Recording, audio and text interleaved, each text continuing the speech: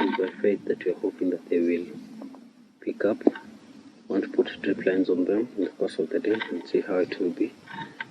But thus far, we've done about 1.5 blocks of planting tomatoes. We still have 1.5 blocks to go. There are a few in the nursery, so that's what we're going to do. Noted orange trees are yellowing in the leaves, informed that it's lack of nitrogen, so hoping that we're going to put some nitrates through fertilizers. Kenenofaka has a concentrate of 38% nitrogen, because I can see there is water.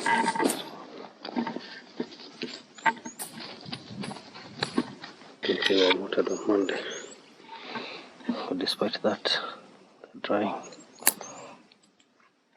So let's see whether it's that nutrient that is lacking. So this is the far the beds have been made up to this point.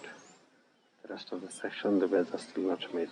But when we get here, we'll call more boys to come and make the beds. At the end of it, I want to make a bed specifically for growing some trees, hedges, bushes, and flowers.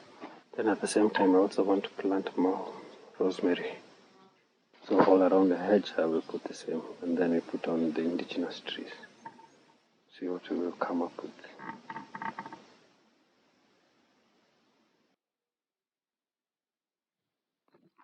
If this is the first time you are watching my video or visiting my channel, kindly hit the subscribe button below and click the bell button to turn on the notification.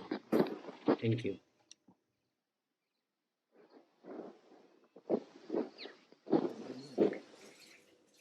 So after taking some time to align the drip lines and set all the drip lines on the existing beds which have already tomatoes, I take the time to walk through the farm to assess that each drip line is working and the extent to which water is coming out, and whether each plant is getting adequate water. We're trying to test to see how long we will be opening for each block to ensure that the tomato plants get adequate water. This is good. I have a good feeling that we are saving a lot of water, and the drip lines will be working well as the labor intensiveness will be reduced and the workers can be set to do other things with the farm as the watering is ongoing. I note that some lines are not properly placed, so we are taking time to realign some of them. And on one bed, it had actually gone off the bed itself and the water was just dripping away from the plant. So by walking along each bed, just ensuring that each plant gets adequate water and all the lines are placed well within the bed.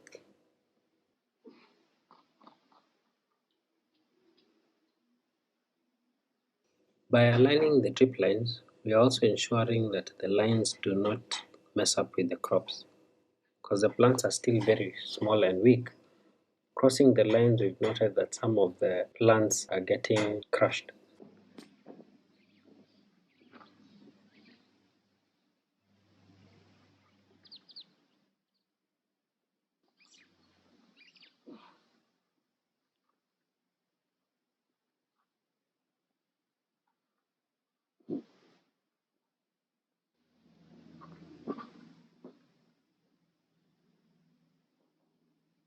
So we decided to move two of the lines because the plants thereabouts were getting adequate water. We decided to have each bed have one line instead of two, and for that it saved us some two lines which you can move to the other beds on the other side that are still unutilized. This is a good thing.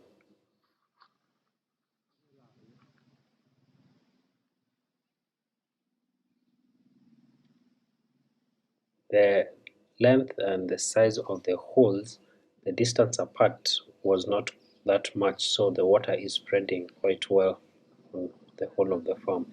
So moving these lines to the other beds, we are expecting that the watering will continue to be spread, and it will be spread well on each bed by using one line. So let's see how this goes, and we will follow through to see how the watering will be. And so far, so good.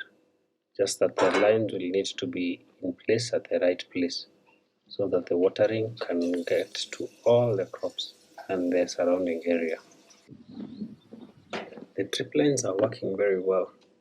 So far, the watering is ongoing, and within several minutes, actually less than 10 minutes, you can see that the water is spread all along the farm.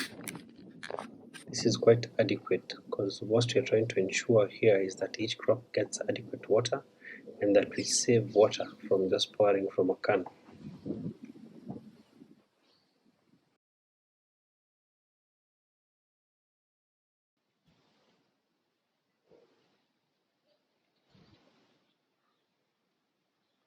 This is watering with drip line this is now 7 minutes watering with drip.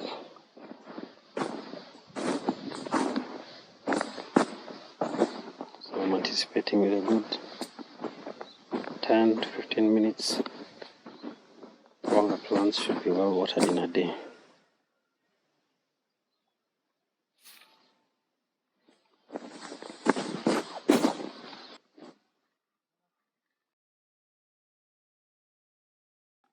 The Rio Grande tomatoes, they were the first batch to be transplanted from the seed.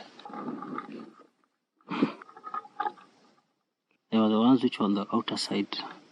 So far, 3 weeks to a month, and this is the size.